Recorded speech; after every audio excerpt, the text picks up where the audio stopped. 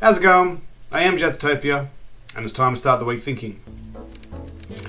Okay, so last week we did the zombie flowchart, or the flowchart with the zombie theme, where you had to design a flowchart that had all these different possibilities using an example from the game's flowchart that we looked at.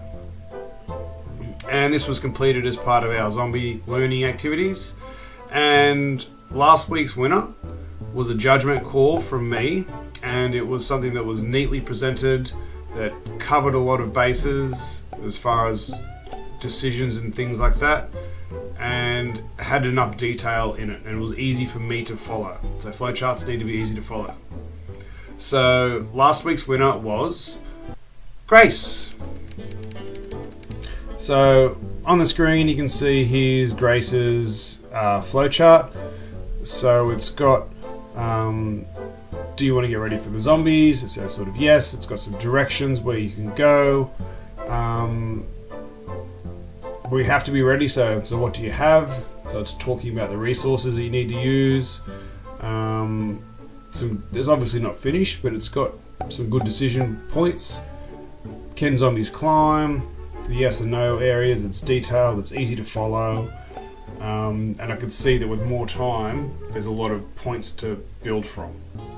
So there were other flowcharts that had more options than this, and more detail at some parts than this, but this has a nice balance of being clear, being easy to follow, and having detail. So that's why this was the winner chosen from last week's challenge.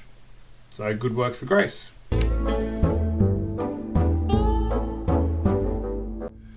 So this week's challenge is a little bit different. This is a challenge where we spoke a little bit about this at school the other day and how language works. To write U, Y-O-U, compared to just writing the letter U, and it looks so much better to write properly. Something that's happened recently though is the emojis. So there's full books now being written with emojis and like a back and forwards text messages as a medium. So for today's challenge will be to decode some emoji stories. So both of the ones that I've got, I think of them as very simple, but of course because I made them, so I know that they're there. But the first one, if you just spend a bit of time thinking about it, it can only be a certain way. So there's going to be two.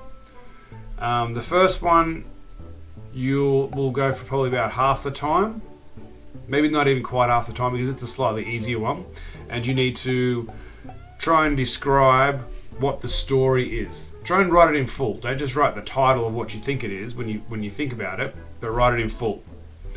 The second one, again, is a little bit simple, but I want you to write it word for word. So the winner of the challenge will be the person that can, or whoever can get both of the emojis described in full detail. And the tie break will be to write a sentence that's on the board. So I'm not going to put it on here. It's going to be write a sentence that's on the board into an emoji character. So you're going to translate the sentence from on the board into emoji language, and that will be the tie break question. So that's our open challenge. Some emoji languages. Challenge out.